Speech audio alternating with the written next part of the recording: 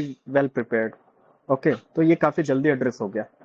Similarly अब यहाँ पे था energy security with regard to our Middle East policy and overall trajectory of foreign policy. अब due to all the things happening in the world, खासकर ये Trump के policies, oil was in very much news. Although उन्होंने directly नहीं पूछा, but you could have use that here too. अब यहाँ पे पॉइंट्स वही लिखने थे जो हम जनरल इंडियन डिप्लोमेसी पे लिखते हैं, दैट हमें अपनी स्ट्रैटेजिक ऑटोनॉमी मेंटेन रखनी है। फिर हमें डाइवर्सिफाई करना चाहिए टाइज को। कि यहाँ पे पॉइंट ऑफ क्रिटिसिज्म यही था कि हमारा टाइज बहुत यूनिडायमेंशनल है, कि हाँ मिडिल ईस्ट में ओनली ऑयल, रशिया के साथ ओनली ऑयल। तो that thing you were suppose to address. Okay, ये यहाँ पे स्पेसिफिकली पूछा था। देन यहाँ पे ये भी था कि इंडिया की फॉरेन पॉलिसी ट्रेजेक्टरी आगे वाले ईयर्स में, in coming years, how will you reconcile it with energy security? Obviously you can integrate it with multiple dimension, like we need to be energy self sufficient. हमारा renewable energy पे काफी अच्छा push चल रहा है। You could have given the current data, like we have recently achieved 50% non fossil installed capacity।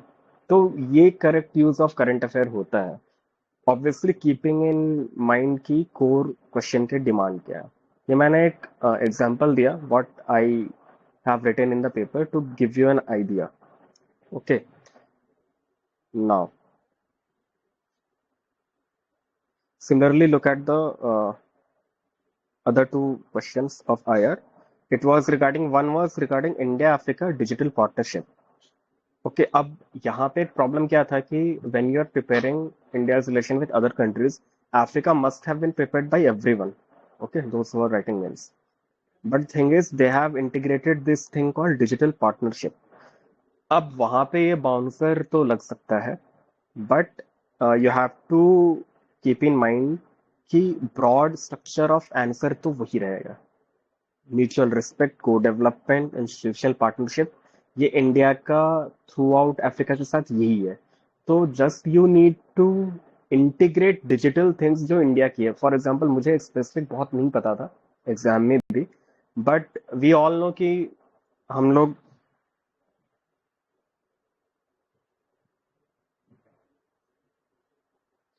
तो we all know कि India और अफ्रीका, या फिर इंडिया के किसी भी कंट्री के साथ जब हमारा डिप्लोमेटिक आउटरीच बढ़ता है, तो we focus on a lot of things. For example UPI, digital stack,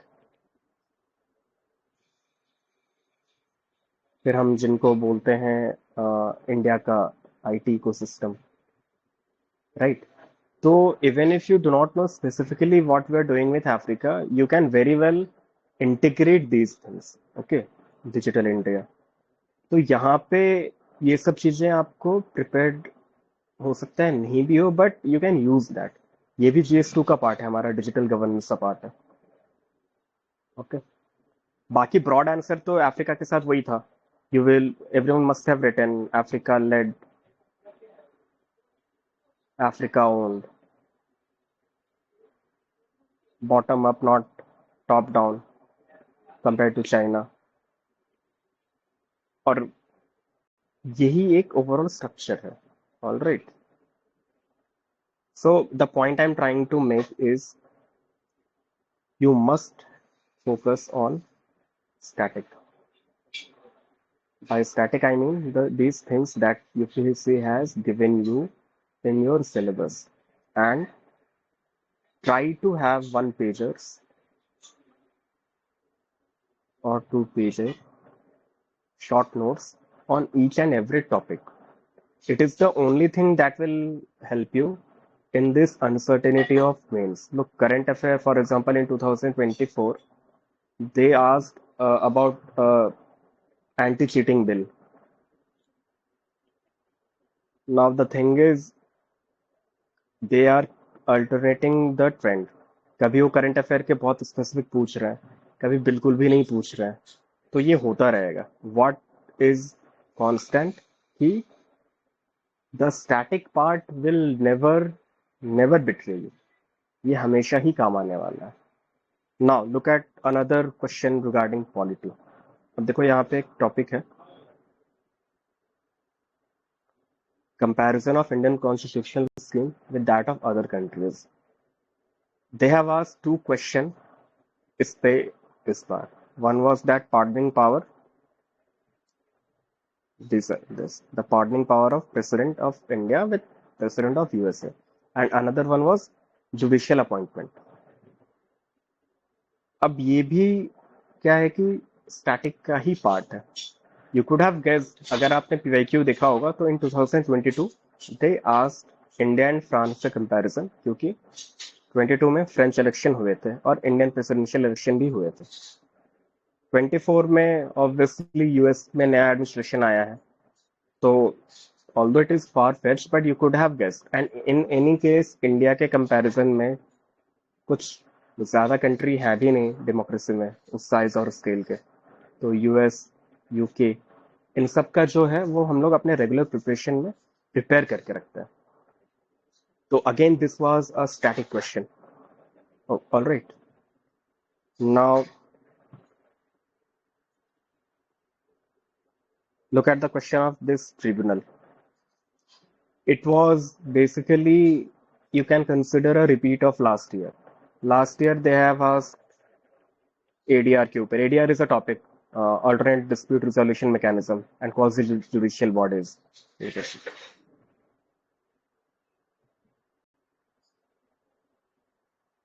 तो ये भी बिल्कुल ही स्टैटिक था. Even I think many of us read it for prelims also. Same thing for that attorney general. So what I found was, जिन लोगों का static बहुत अच्छा प्रिपेयर्ड था, और इन जनरल स्टैटिक अच्छा प्रिपेयर्ड रहता है, they get a lot of, I mean they get good marks. इसी कारण काफी बार होता है कि पीएसआई और ऑप्शनल वालों को नंबर मिल जाते हैं, क्योंकि they are reading the same things in optional also and static उनका काफी स्ट्रांग रहता है. Okay, so in my opinion, running after current affairs without covering your static part is not a very good idea, खासकर ये mains वाले point of view से. Okay, now let's have a look. कुछ question specific we can look now. Again this child rights वाली body जो है ये उतनी पॉपुलर नहीं है. हम लोग जब इंस्टीट्यूशंस पढ़ते हैं, कॉन्स्टिट्यूशनल या नॉन कॉन्स्टिट्यूशनल बॉडी पढ़ते हैं, but the thing is they have given you a hint. यहाँ पे उन्होंने ये डिजिटल एरा का एक हिंट आपको दे दिया है और एग्जिस्टिंग पॉलिसी और मेजर सजेस्ट करने बोला है. तो even if you do not know a lot of things about this body, you know what it is supposed to do, and you know a lot कि डिजिटल एरा में क्या क्या problem face करने पड़ते हैं. ये आपके सोशल इशू ऑफ GS1 का भी पार्ट है. अब क्या क्या होता था, for example we all are reading about ADHD. ये ऑस्ट्रेलिया का एक लॉ है that bans who are less than 16 year old from social media. फिर you can quote NCRB data on rising suicide. So all these things you have to integrate here. Question भले ही लगे कि ये out of box है, but they have enough bandwidth to for you to cover the things you know. यहाँ पे ये होता है कि you have to mould what you no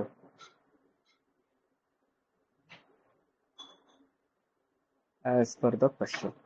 okay, कभी भी परफेक्टली स्पेसिफिक क्वेश्चन नहीं मिलने वाला है, और वो मिलता है तो it's very good for you. You will get more marks in that.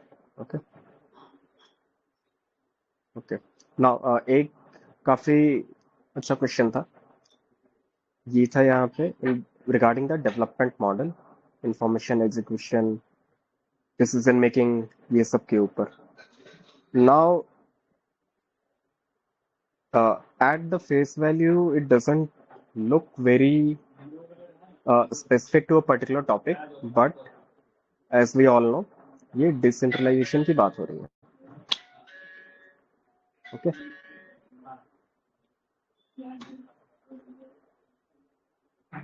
अब यहाँ पे NITI Aayog was in very much news because 10 years इनके पूरे हो रहे हैं, तो you could have address that. Then और क्या होता है डिसेंट्रलाइजेशन में? पीआरआई, पंचायती राज, ये भी हमारे सिलेबस में डायरेक्ट है। That could have been used. If you look at the PYQ, इस लाइन पे काफी क्वेश्चन है। They have asked from district planning committee, the PESA and all that.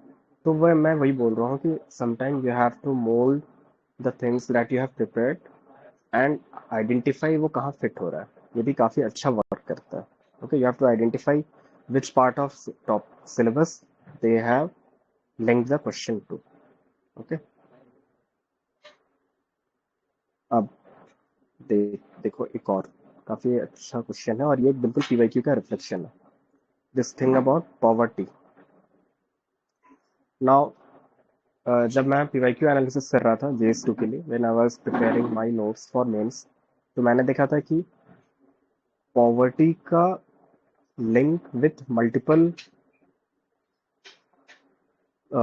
Deprivation काफी रिकरिंग थीम था। I think they have asked 3 to 4 question in last 10 or 13 year on the link of poverty with multiple deprivations.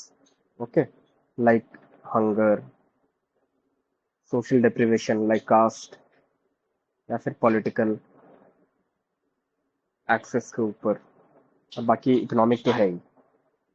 तो that you have to use here. Now they have framed the question like कि inequality in ownership pattern of resource is one of the major cause of poverty. Now बहुत लोग ये क्या गलती करेंगे कि ownership pattern of resource में generally land या फिर इकोनॉमिक रिसोर्स पे ही रह जाएगा। तो this is not an economic question, ये कंप्लीट आंसर नहीं होगा 15 मार्क का। यहाँ पे you have to consider everything as a resource. Like if a country gives you equal political partnership or equal political opportunity, it is a resource. Social mobility का option होना, it is a resource like that. और मैं वही बता रहा हूँ कि this only gives the examiner an idea that you know the things very specifically, and if out of 15 you can get even 10 in that question. That is why few people get more than 110 or 120, even if they are not able to complete the whole paper. Okay, while completing the paper, I am reiterating, is a priority. It must not be done at the cost of quality of answer. वो बहुत important होता है। Personally, my approach to all the mains paper has always been like that. I pick up a topic. For example, in this paper, I attempted IR first, all the question, 15 and 10 combined. Then I went on to polity because I thought those were very doable questions. And then I went to governance and social justice. I keep the question which I'm not very comfortable with for the end, because I feel कि वहाँ पे time waste करने से अच्छा है कि I will improve my quality in the questions I know. All right. तो ये तो एक ब्रॉड व्यू हुआ। और रिगार्डिंग कि करंट अफेयर का रेलेवेंस क्या है, लोग करंट अफेयर का रेलेवेंस तो हमेशा रहेगा। Why it is relevant? One thing that you cannot be sure कि नेक्स्ट ईयर वो क्या करने वाला है, obviously. Then it is very useful to have a very good value addition. For example, in the child right body question, those who have used that Australia wala example, Australia law that was enacted, they will get definitely more marks than those who are not doing that. Okay, so this is the utility of current affair. Now, Niti Aayog was definitely in news. So if you are doing current affair in that holistic manner, you will know कि हाँ उस question में development, localization of development, you have to use Niti Aayog as well as Panchayat and urban governance. So that is the use of current affair. This is your core and this is your periphery. Core is always static, syllabus, PYQ, and periphery is current affair. If you are, look, you cannot compromise one for another. Ideally, अगर time कम है, तो you will always prioritize core, and then move on to current affair. So that is the whole equation between balancing the static thing and the dynamic thing. Because you have to imagine ki, just look at this topic, feature of representation of people's act. Literally the first question, it is on the corrupt practices. Now corrupt practices we all read in section 123 of RPA. uh, Even if you are, for example, even if you have just started preparing for UPSC, doing a coaching or not, you must have read about it. Section 123, Section 8, that Lily Thomas case. So if they are directly giving you like, look ये syllabus है, ये आपको पढ़ना है, और अगर आपने इसके ऊपर 2 पेज के नोट्स बनाए होते, the thing that I was mentioning, that each and each and every topic must have a 1 pager or a 2 pager. तो इस टॉपिक के नोट्स में आपके पास सेक्शन 123 मेंशन होता कि what all are corrupt practices, undue influence, वहां पे काफी कुछ है, सख्ती, वोटर्स को पैसे देना या फिर कुछ और करना. So what I am trying to say कि static is very very important and mains oriented syllabus wise आपके पास होनी चाहिए. That will carry you through any mains in any year. Okay, you cannot predict, but you can be sure कि ये आपको काफी help करने वाला है, चाहे कुछ कोई भी क्वेश्चन आए. I have personally experience like that, और ये काफी पे ऑफ करता है. सो अभी तक कुछ अगर डाउट है तो विल टेक सम. ओके भैया कुछ हिंदी मीडियम के भी लोग हैं तो थोड़ा ऐसे बाइलिंगुअल ही रखिए मतलब. Okay okay okay, got it. ठीक और है. ये कुछ डाउट्स हैं मतलब अगर if someone wants to speak they can ask on हाँ माइक. हाँ,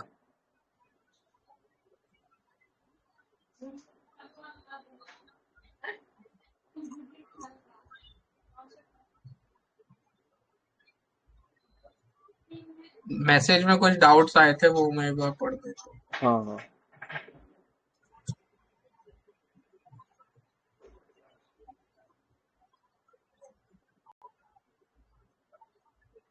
एक पहला तो है कि which topics of GS2 give the highest ROI in terms of marks versus efforts. Since 2025 GS2 was mostly current affairs based, how did you balance static versus dynamic? तो ये second part तो आपने एड्रेस कर दिया है मतलब कि mostly static ही था, करंट इंस्पायर्ड स्टैटिक था बल्कि. हाँ हाँ हाँ. तो ROI की अगर ये बात है ना, हम्म ROI वाला एक बार एड्रेस कर देता हूँ मैं. हम्म तो लुक, मैं अभी भी बोलूंगा टॉपिक वाइज, क्योंकि पॉलिटी का ओवरलैप प्रीलिम्स और मेंस में काफी कॉमन है. हम्म पॉलिटी और IR, ये दोनों ही पार्ट हम लोग दोनों में ही करते हैं. तो इन जनरल इन दोनों पे फोकस अगर करो तो ROI काफी हाई है. Although I I never try to, मतलब मैं ये नहीं बोलता हूँ कि सेग्रीगेट करो, ये टॉपिक करो वो ना करो, बट फिर भी अगर if you want to know, तो सबसे ज्यादा high ROI polity, like constitutional body, election, president, attorney general for example, बिल्कुल प्री का टॉपिक है, जिन लोगों ने पढ़ा था उसके लिए ही पढ़ा होगा. और IR में बहुत ज़्यादा कुछ होता नहीं है, but IR if you have prepared, ये directly you can say 50 marks से क्वेश्चन आते हैं. In IR you can get a lot of marks. Okay, तो ये काफ़ी हाई ROI होता है. But again regarding current, static in my opinion is the only thing that will fetch you marks. Current पे मैं कभी उतना ज़्यादा डिपेंड करता नहीं हूँ, और मेरे हिसाब से ये काफ़ी ज़्यादा हेल्पफुल होता है स्टैटिक करना. ओके.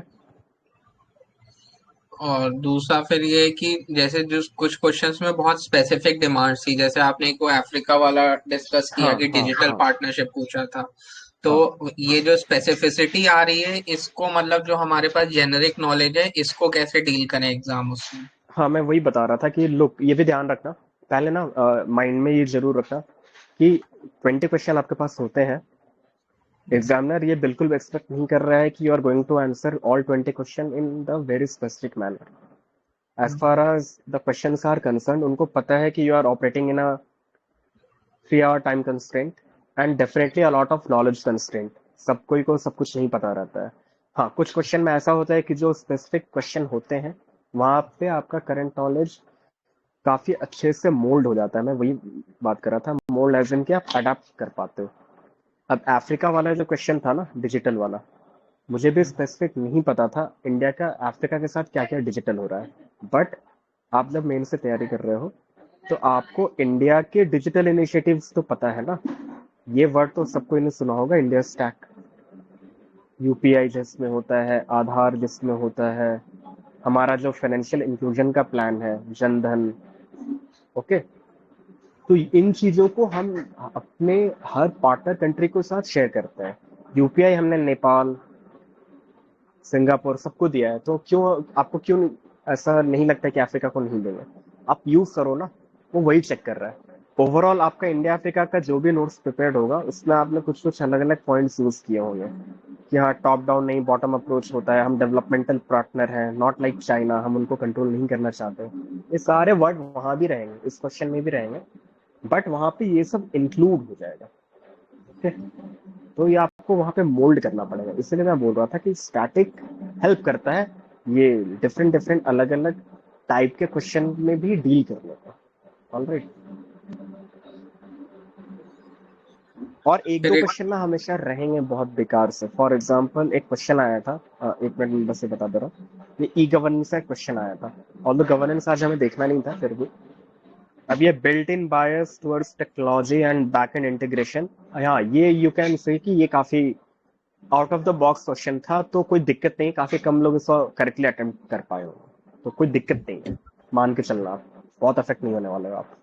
ये रिलेटिव कंपटीशन है। ओके। जहां हर कोई लिख रहा है वहां आपको भी लिखना है, जहां हर कोई नहीं लिख पा रहे वहां अगर आप लिख देते हो तो गुड एनफ, नहीं भी लिख रहे हो तो कोई दिक्कत नहीं। ओके। कुछ लोगों ने हैंड रेस किया, उनसे पूछे। हाँ हाँ हाँ। Shalini, you can speak.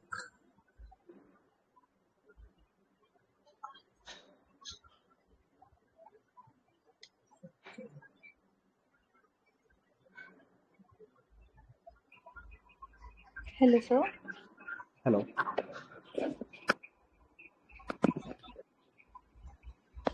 Hello, sir. हाँ हाँ। Hello, you are audible. Yes, you are audible.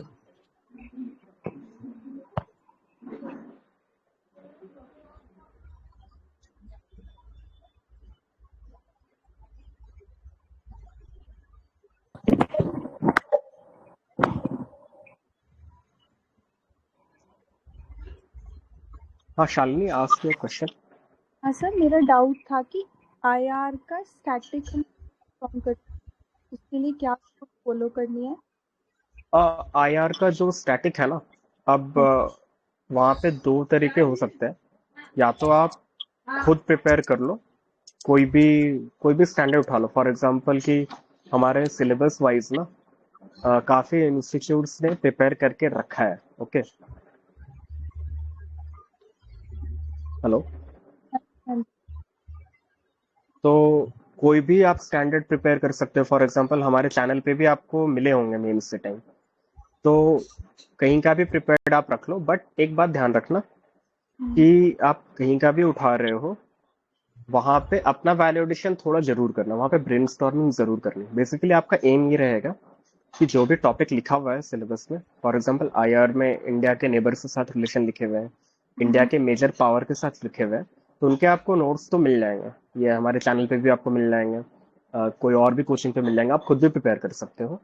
But the thing is, कुछ भी करो, वो टॉपिक सारे कवर होने चाहिए जो सिलेबस में लिखे हुए हैं, और टुवर्ड्स द एंड आपका 3-4 राउंड रिवीजन उसका हो जाना चाहिए। ओके। बस ये काफी होता है। अगर anything else? Sir current affairs पढ़ते हैं तो द हिंदू में जो हाँ। आईआर, उसको सर लिंक कर सकते हैं हम?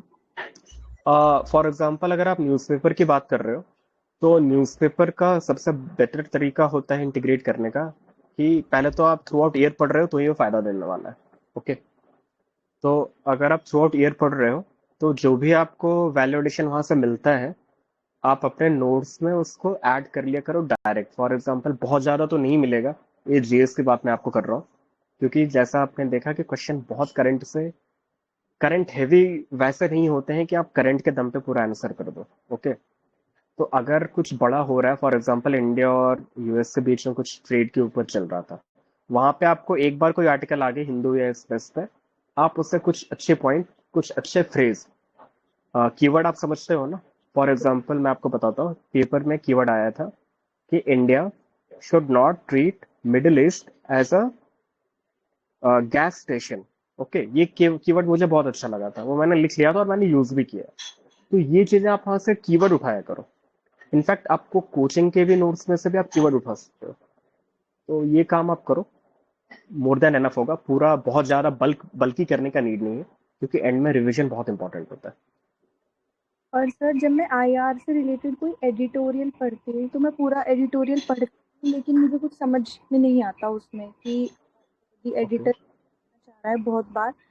तो सर मुझे उस पे फोकस करना चाहिए रीडिंग पे अपनी, या फिर छोड़ देना चाहिए? क्योंकि कभी कभी मैं छोड़ देती हूँ, फिर मुझे समझ ही नहीं आता पूरा एडिटोरियल। आइडियली मैं बताऊं कि ये ग्रेजुअल प्रोसेस होगा। अब क्या आप कब से ये ट्राई कर रहे हो? सर लास्ट मतलब, ईयर। अच्छा, प्रिपरेशन आपकी लास्ट ईयर से शुरू हुई है ना।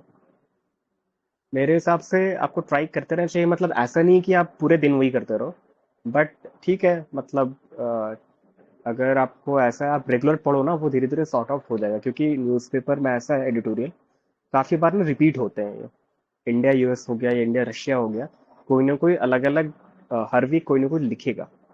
तो आप इस आज अगर कुछ पार्शली समझ में आया, अगले दिन पूरा समझ में आ जाएगा। तो कोई दिक्कत नहीं है, वो ग्रेजुअल प्रोसेस है। वो टाइम लगेगा बट हो जाएगा। और उतना उसका टेंशन लेने की बात नहीं है, अगर आपका स्टैटिक वाला प्रिपेयर्ड है तो। क्योंकि वो लोग एडिटोरियली काफी एकेडमिक लैंग्वेज भी यूज करते हैं। वो जीएस में नीडेड नहीं होता है। अगर आपका ऑप्शनल होता तो फिर भी मैं बोलता, बट ठीक है। आप ऐसे में फिलहाल ये डील कर सकते हो कि अगर नहीं भी आ रहा है समझ में तो बहुत दिक्कत नहीं है। आप बस रेगुलर डेली पढ़ते रहो। ओके। सर एक और डाउट था कि आईआर मैंने अभी तक पढ़ा नहीं है। स्टैटिक जो भी मैं पढ़ती हूँ वो करंट अफेयर्स, मैं न्यूज़ ही पढ़ती हूँ, हाँ, न्यूज़पेपर। तो सर आईआर की स्टैटिक में मुझे कितना लगाना चाहिए आपके अकॉर्डिंग? स्टैटिक। टाइम, मेरे हिसाब से टाइम जितना लगे, जैसे मैंने बताया ना अभी, कि आपके पास टुवर्ड्स एंड हर टॉपिक के ऊपर 1 पेज का एक नोट्स होना चाहिए। अगर इंडिया यूएन है या फिर यूएन के ऊपर है तो यूएन के ऊपर 1 पेज होना चाहिए। अब उसमें आपको जितने टाइम लगे, एक बार में 1 पेज तो होगा नहीं। आप यूएन के बारे में आप कोई भी पीडीएफ से पढ़ोगे, कोई कोचिंग वाले से पढ़ोगे, खुद भी ढूंढोगे। ओके। तो जब तक आपका वो रेडी ना हो जाए ना, सभी का 1 पेज है, तब तक आपको टाइम देना होगा। बेसिकली सारा टॉपिक आपको कवर करना है और उसको फिर 1 पेजर में कन्वर्ट करना है। ठीक है। और अगर खुद नहीं कर रहे हो आप, तो वैसे 1 पेजर आई थिंक इस बार मेन से टाइम हमने डाला भी था ये चैनल पे, देखना आपको। Okay.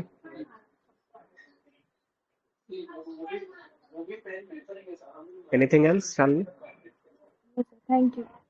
Okay.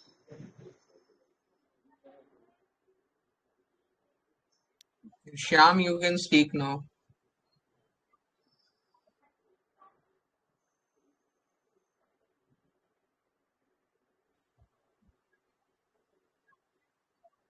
Some more people are raising hands. Meena and Shyam, they can speak if they want to.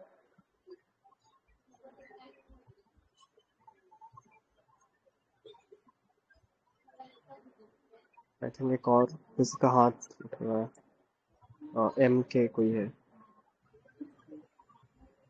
Hello. Hello. Am audible sir? हाँ हाँ श्याम, आप पूछो। सर वो जीएस में जो टेम्पलेट का इशू है सर, नहीं समझ पाते हैं कि ये जो टेम्पलेट वगैरह नया जो आया है, तो क्या यार, टेम्पलेट सीखना इतना जरूरी है या अपना आंसर को कंप्लीट करना जरूरी है? यार देखो यहाँ पे क्या है ना, टेम्पलेट। अब देखो, सबसे अच्छा टेम्पलेट मैं बताता हूँ आपको। ये यस बेसिकली सर। आप समझ लो स्कूल लेवल के क्वेश्चन है, आपको स्कूल लेवल के आंसर लिखना है। ठीक है। टेम्पलेट का यस मतलब एक होता है इंट्रो, बॉडी, कंक्लूजन। अब यस सर। उसमें कोचिंग वाले काफी डिफरेंट डिफरेंट एम्फेसिस करते हैं, बट आपको मैं बताता हूँ। सबसे अच्छा आपको आइडिया लेना है कि टेम्पलेट क्या होता है, तो कोई भी पुराने टॉपर की कॉपी उठा लेना, 23 के, 24 के, जो भी सब्जेक्ट का आपको टेम्पलेट देखना हो। अब देखना वो कैसे लिखते हैं। ठीक है। Okay okay. तो टेम्पलेट का कोई फिक्स तरीका नहीं होता है। और ये मत सोचना कि टेम्पलेट कोई एक पैटर्न है जो फॉलो करेगा उसको ही मिलेगा। अब कुछ चीजें अंडरस्टूड है, फॉर एग्जांपल कि जनरली हम पॉइंट में ही बॉडी को लिखते हैं। अब बहुत कोई क्या है कि काफी सब हेडिंग देते हैं, बहुत कोई नहीं देते हैं, मतलब मल्टीपल सब हेडिंग, तो उससे कुछ खास फर्क नहीं पड़ता है। इन जनरल होना क्या चाहिए आपके आंसर में, जो क्वेश्चन पूछा है डिमांड हिट होनी चाहिए, और intro, body, conclusion in general सभी के आंसर में रहेगा। बट मान लो कि आपका रश है, आखिरी 5 मिनट में आपको 2 क्वेश्चन लिखना है, फिर आप टेम्पलेट पे ध्यान नहीं देने वाले हो, आप सीधे देखोगे वो पूछा क्या है, मैं डायरेक्ट वो लिख पाऊँ। तो टेम्पलेट जो सीखने की आप बात कर रहे हो ना इन जनरल, वो आप जब प्रैक्टिस करोगे, टेस्ट वगैरह लिखोगे तो वो आ जाएगा, उसकी आप टेंशन मत लेना। आप टेस्ट वगैरह लिख रहे हो अभी? Yes sir. हाँ, तो वहां पे आपको धीरे धीरे प्रैक्टिस से आएगा, फीडबैक वगैरह कुछ मिलता होगा, तो बहुत ज्यादा उतना माइक्रो मैनेजमेंट मत करना। बट एक स्टैंडर्ड टेम्पलेट वो आ जाता है लिखते लिखते, इसलिए मैं बोला था टॉपर से कॉपी हमेशा दिखती रहनी चाहिए सभी लोगों को, मेंस के टाइम, या मतलब वो आपको आइडिया लगता है कि क्या सही है क्या गलत है। ओके। Okay sir. और कुछ? और सर ये जो आई मीन जो कंक्लूजन चाहे तो इंट्रो जो रेडी में हाँ तैयार करके रखता है, प्रिपेयर करके रखता है, हाँ, तो वहाँ पे सर क्या कर सकते हैं और ज्यादा? वहां पे जैसे फॉर एग्जांपल अगर आपके पास जो लोग अगले ईयर का ट्राई कर रहे हैं, तो जैसे मैंने अभी यस बताया ना 1 पेजर, वो कल मैं और इलाबरेट करने वाला था उस पर। जो 1 पेजर होते हैं, जैसे यस कि, सर। हाँ, जो 1 पेजर मैं बोल रहा था ना, कि अगर यस यूएन के ऊपर मैं 1 पेजर बना रहा हूँ, तो काफी फैक्ट वैक्ट लिखूंगा, क्या है अभी, क्या हो रहा है क्या नहीं हो रहा है। तो हर टॉपिक का 1 पेजर में पेज के सबसे ऊपर एक इंट्रो रहेगा, और आखिरी में कंक्लूजन। ये हर टॉपिक के लिए प्रिपेयर करना आइडियली अच्छा होता है, मैंने करके रखा था। आपके लगभग 10-12 क्वेश्चन में डायरेक्ट यूज हो जाते हैं। ठीक है, तो यस ये सब चीजों में ये एक बार में नहीं होगा, ये कभी कभी को, फॉर एग्जांपल आपको कोई कंक्लूजन बढ़िया न्यूज़पेपर में मिल जाएगा। ओके, जैसे मैंने आपको एक एग्जांपल देता हूँ, इस बार के क्वेश्चन में लिखा था यूएन रिफॉर्म के ऊपर कि अ, मतलब ऐसा कुछ लिखा हुआ था कि right thing must be done at the right time, otherwise time itself destroys the essence of that work. ये चाणक्य का कोई कोप था, एक न्यूज़पेपर में मुझे मिला था यूएन रिफॉर्म के ऊपर। ठीक है, मैंने अपने नोट्स में से ऐड कर दिया था। राइट, तो ये आपको सभी टॉपिक के साथ आइडियली करना है। यही एक काफी टायरिंग, ये काफी एफर्ट वाला प्रोसेस है। बट आप देखो कि काफी आपके पास तो आजकल मटेरियल अवेलेबल है टेलीग्राम पर, ये पिनेकल में अवेलेबल था, हम्म। तो आप वहां से इंट्रो उठा लो, वहां से कंक्लूजन उठा लो, बट हर टॉपिक का रेडी रखो। वहां पे ना मतलब सोचने का टाइम नहीं होता है रियल एग्जाम में। मतलब ऐसा कर सकते हैं सर कि 20 25 30 थीम सेग्रीगेट कर लें और थीम को लेके इंट्रो और थीम कंक्लूजन। क्यों सेग्रीगेट करना है आपको? आपको सिलेबस तो दिया हुआ है ना, ये टॉपिक आपको दी हुई है ना यहाँ पे। एक बात यस। बताओ, आपको अलग अलग थीम करने की हेडेक क्यों लेनी है? अब पॉवर्टी एंड हंगर लिखा हुआ है, तो आपको पॉवर्टी और हंगर पे एक बना के रख लेना है। ओके। Yes yes. और आपको अगर थीम की जो बात कर रहे हो ना आप, तो मैं बताता हूँ, थीम आप रैंडम मत सेलेक्ट करना। पीवाईक्यू की बुक आती है ना मेंस की, ओके। आप उठा लेना, जो भी पीवाईक्यू में उन्होंने हर टॉपिक वाइज पूछा होगा, उसके अकॉर्डिंग आप प्रिपेयर कर लेना। मैं उसी को बोल रहा था कि 1 पेजर, ये सिलेबस और पीवाईक्यू काफी रेगुलर हेल्प करती है। ओके, ये प्रिपेयर कर लेना, तो वैसे प्रिपेयर कर लेना। Theme okay. जिसको हम बोल रहे हैं वो सिलेबस और पीवाईक्यू का कीवर्ड से हम सेग्रीगेट कर हाँ, सकते मतलब अब देखोगे ना ये टॉपिक के ऊपर मतलब प्रीवियस ईयर में क्या क्या क्वेश्चन आए, हर बार ना अलग अलग क्वेश्चन नहीं आते हैं। आप देखना कि 10 क्वेश्चन में 4 ही थीम रिपीट हो रहा है। ठीक है, हैं। ये तो उस हिसाब से आपका ये 1 पेजर नोट्स बनता है। ये मतलब ग्रेजुअल प्रोसेस है, ये आपको धीरे धीरे करते रहना पड़ेगा, और रेगुलर करते रहना पड़ेगा, वो आपको करते रहोगे तो पता चलेगा। Okay. Okay, anything else? There's just one more. Shikhar, if you want to ask, you can unmute.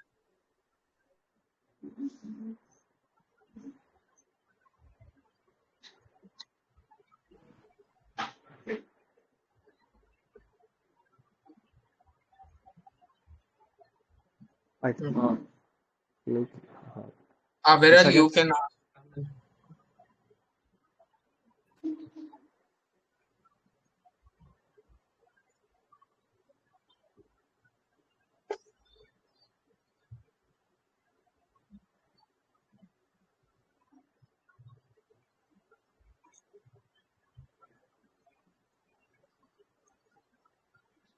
Viral,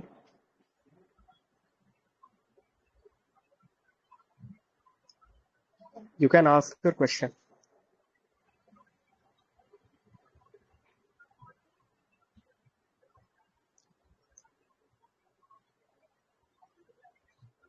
I think वो पूछ नहीं रहा है.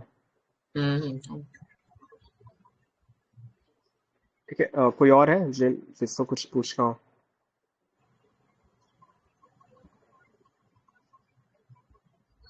Meena, you can ask.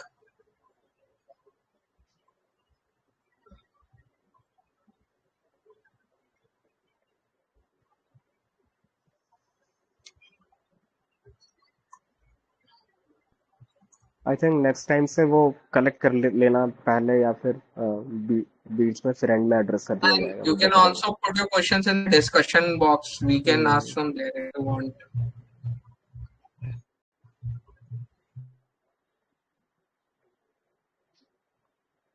अभी वाले डिस्कशन में भी कुछ अगर क्लैरिफाई करना हो तो वो भी पूछ लो. विरल का हाथ ऊपर है, वो पूछ भी नहीं रहा है. Hello sir, can I speak? हाँ हाँ, प्लीज बताओ. या नमस्ते सर. हाँ. सर एज और you told anything else that you want, मतलब अगर आगे के डिस्कशंस होंगे पीवाईक्यू पे, उसमें अगर आप लोगों को कुछ हाँ, सर कंटिन्यू. हाँ हाँ सर, जैसा आपने कहा था ना कि पहले एक बार अंडरस्टैंडिंग लेके फिर उसके बाद पीवाईक्यूज के अकॉर्डिंग हमें वन पेजर हाँ, नोट्स बना लेना है.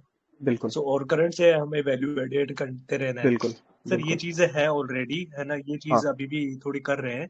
फॉर एग्जाम्पल हाँ लैंड फॉर्म से हमने बनाया तो हमने पीवाईक्यूज जी. को उठाया, तो वहां पे हर एक हाँ. क्वेश्चन की थीम एनालाइज की, किस पैटर्न पूछे, हम्म इम्प्लीकेशन, पॉजिटिव, बेनिफिट, वे हम्म फॉरवर्ड, ऐसे करते हुए हम्म कमिटीज रिकमेंडेशन सब आ जाएगा. हम्म बट सर एक हम्म पॉइंट ये आता है कि जब क्वेश्चन आता है तो सर वहां पे हम्म थोड़ा सा ये रहता है कि अब हमारी नोट्स में से हम वो कैसे उसको फ्रेम करें.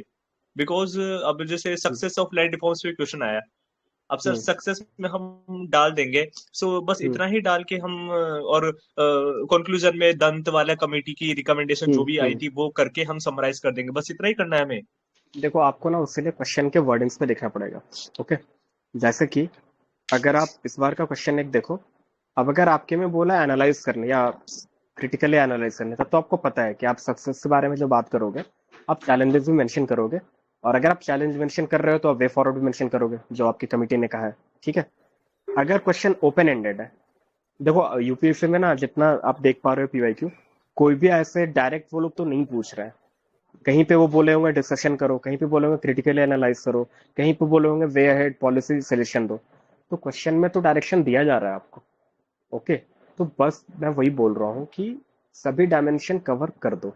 अगर लैंड रिफॉर्म में सक्सेस के बारे में वो ऐसा बोला है कि trace the success of land reform over the decade in India, या फिर सिंस इंडिपेंडेंस, तो आप लिखोगे मेजर डिमांड वही है. बट ऑब्वियसली पूरा तो सक्सेस नहीं रहा ना, ये तो आपको भी पता है, आप पढ़ने के टाइम में भी आपने नोट किया होगा. इतनी कमिटीज ने भी यही बोल के रखा है, तो आपको वो भी तो मेंशन करना पड़ेगा ना. देखो वहां पे एग्जामिनर को आपको ये दिखा देना है कि आप टॉपिक के जो पूछा है ना, एक तो वो जानते हो और वो पूरा ही जानते हो, सभी चीजें आपके माइंड में है. ओके. तो ये ध्यान रखना कि वहां पे हम आंसर लिख रहे हैं, नोट्स नहीं लिख रहे हैं. तो आंसर में ये डिफरेंस आपको देना होगा. ओके. और बाकी या जैसे सर. आपको बोला ना मैंने, क्वेश्चन के आपको टेल वर्ड पे ध्यान देना पड़ेगी. अगर डिस्कस करने बोला है तो डिस्कस करो, अगर बोला है एलुसिडेट करना है तो एलुसिडेट करो, क्रिटिकल एनालाइज करना है तब तो आपको क्लियर लिखा हुआ है कि हाँ दोनों पार्ट लिखो. बहुत बार क्या होता है ना, क्वेश्चन का इटसेल्फ दो तीन पार्ट होता है कि लैंड रिफॉर्म भी है, साथ में कुछ और एग्रीकल्चर से भी लिंक किया होगा, या फिर ग्लोबलाइजेशन से लिंक कर दिया होगा. तो आप तीनों करो ना. पॉलिसी वाले बात भी करोगे, ग्लोबलाइजेशन का क्या इम्पैक्ट पड़ा है और पुअर एग्जीक्यूशन का क्या इम्पैक्ट पड़ा है. तो पॉइंट है कि आप क्वेश्चन को थोड़ा ध्यान से देखना. ठीक है. सभी डायमेंशन एड्रेस क्वेश्चन में जो पूछे गए वो तो होने चाहिए. ठीक है. वो प्रैक्टिस से बाकी आ जाएगा, आप लोग प्रैक्टिस करते हो ना. ओके. और कुछ?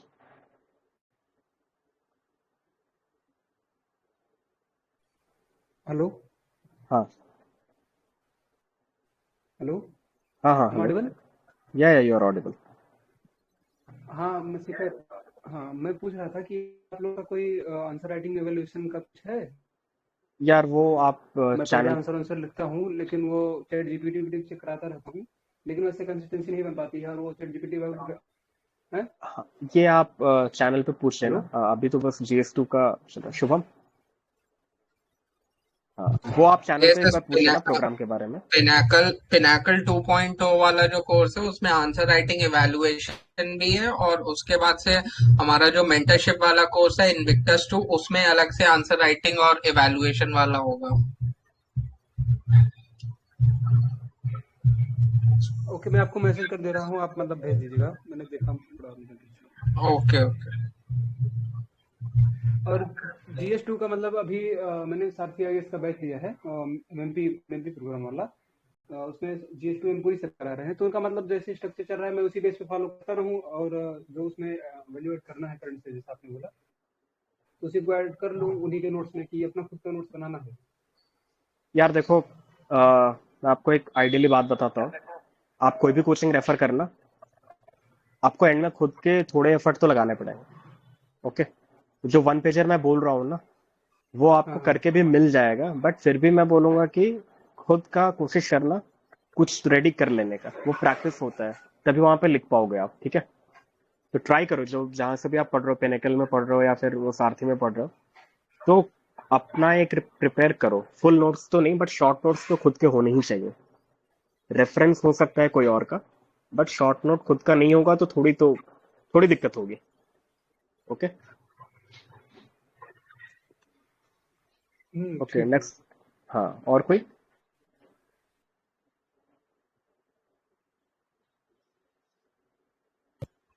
खुशबू, you can speak.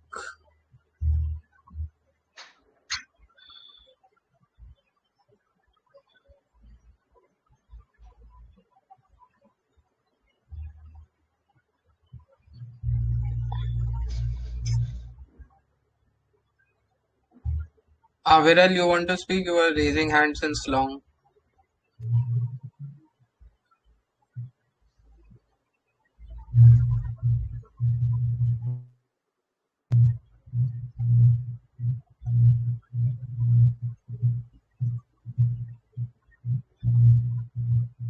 Khushbu, are you speaking? Or shall we wrap it?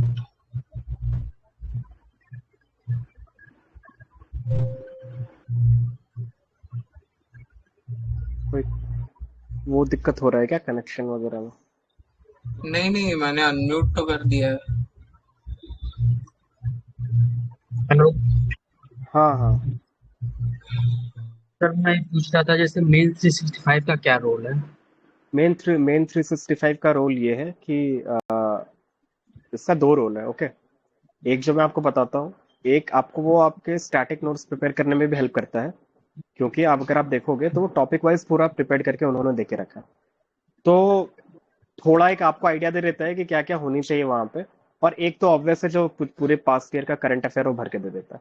But मैं फिर भी बोलूंगा कि कंप्लीटली उस पर रिलाय मत करना, और उतना ROI नहीं है अभी, जो मैं बोल रहा हूँ आपको। सर उसके नोट सर बहुत बल्कि बल्कि होते हैं, मतलब हाँ, तो वो जैसे वही बोल रहा हूँ ना, बल्कि का नीड नहीं है आपको।